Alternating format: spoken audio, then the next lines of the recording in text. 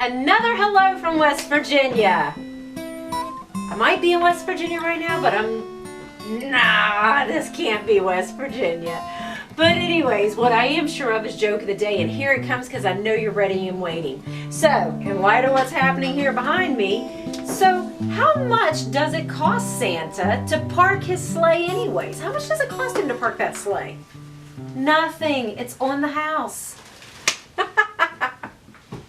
Well, something else that's on the house is this lesson. And I'm going to talk to you about relations and functions today in this video. So first let's talk about relations, because that is the main category, the main overarching idea when you're talking about relations and functions. Now when I talk about relations, I'm not talking about family relations. I'm not talking about brothers and sisters, cousins, aunts and uncles. No, I'm talking about mathematical relations. So what happens with a relation, by definition, it is a set of ordered pairs. And you can see I have an example of a relation here because I have a set of ordered pairs. Remember that braces here indicate set, and I do have a whole bunch of ordered pairs in there. -720, 35, 05, and -20.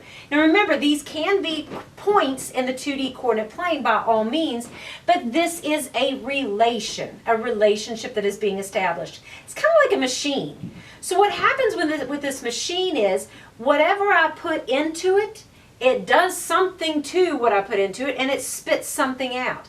Kind of like an equation. And I've talked to you before about whenever we graph equations, that these are relationships. And those equations are determining where those points are going to go based on the relationship that is being established by the equation. So I'm going to put that -7 into that machine. It's going to do its stuff. It's going to spit a 20 out. For this particular machine, when I put a 3 in, it does its stuff and it spits a 5 out. I put a 0 in, it does its stuff and it spits a 5 out. And when I put a -2 in, it does its stuff and it spits a 0 out. See, a relationship has been established by that particular machine. Now, like I said, this is mathematical relations. This is not boyfriend-girlfriend relations or anything like that. But let's take it a step further.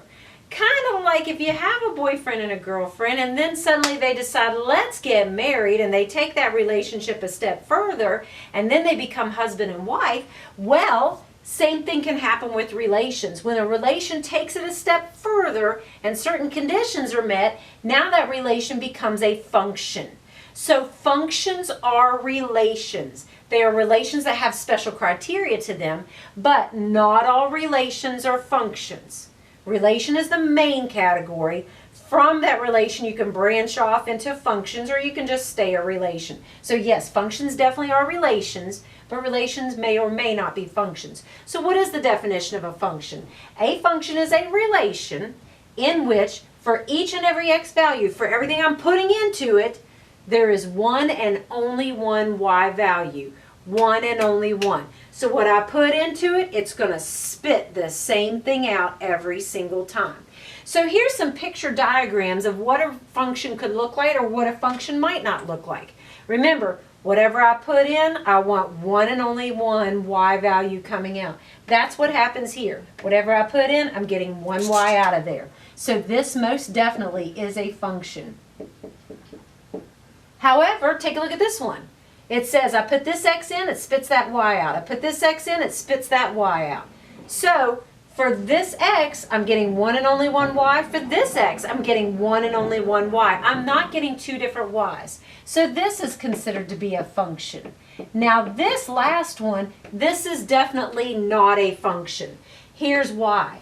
I'm putting this x value in, it's spitting that y value out. But when I put the very same x in, it puts a different y out. That's not meeting the definition here, because the definition says one and only one y value. I put the same x in, I'm getting two different y values. So this is definitely not a function.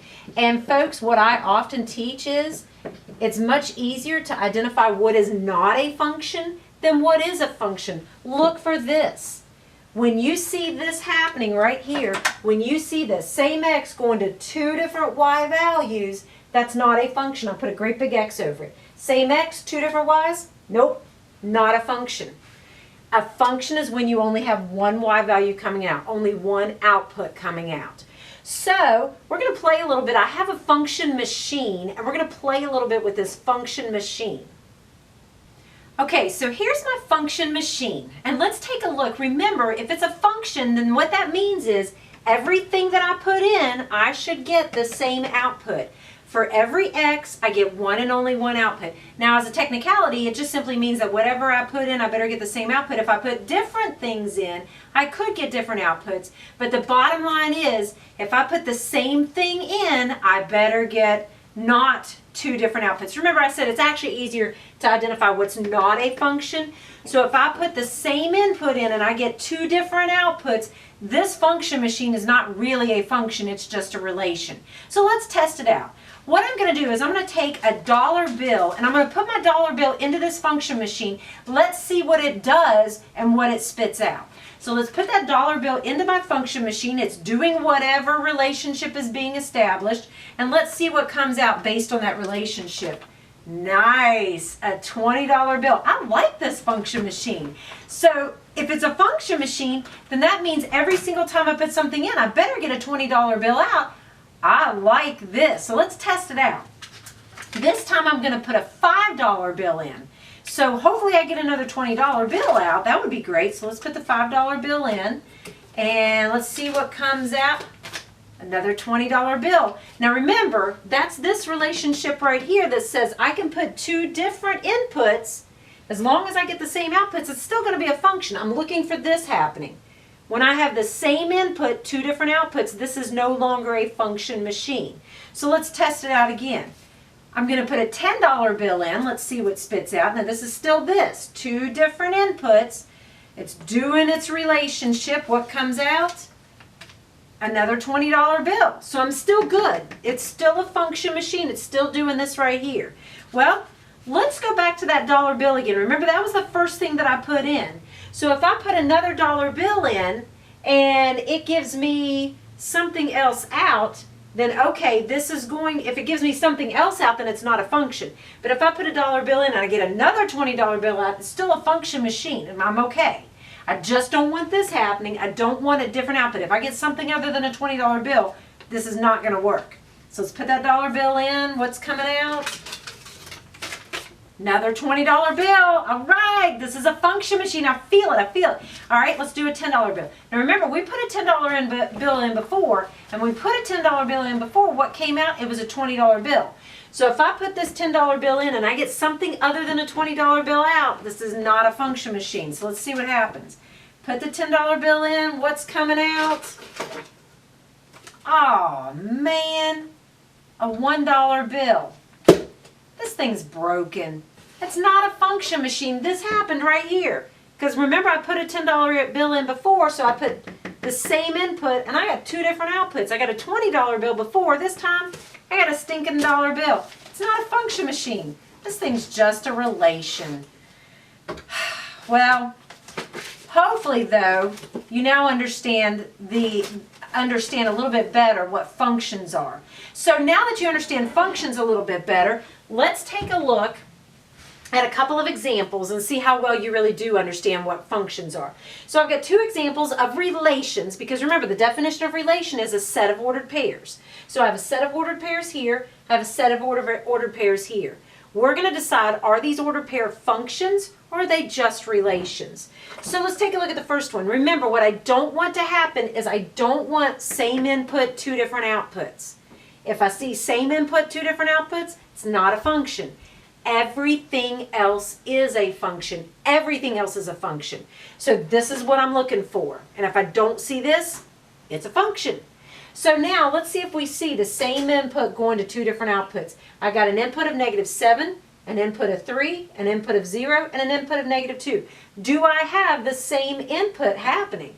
No, I don't even have the same input happening. I've got a different input every single time. So remember, it doesn't matter that in this case I got the same output. That's this picture right here.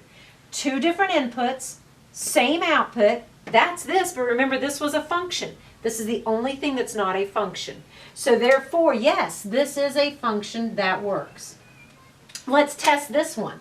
So I'm looking for, again, the same input. I've got an input of 4, -3, 9, 2, -4, 2. Oh, okay, same input right here. Do I have the same output? No. In this 2, I have an output of -1. In this input of 2, I have an output of 7. That's this picture right here. Same input right here, 2 different outputs right here. And remember, that's not a function. Folks, like I said, it's much easier to identify what's not a function. And if you do not see this happening, it is a function. So, kind of works a little bit backwards, but this is the best way to do it. Look for this. Like I said, burn this picture in your brain. When you see same input, 2 different outputs, big ol' X, it is not a function. Everything else is. So I hope that helps. Have a great day.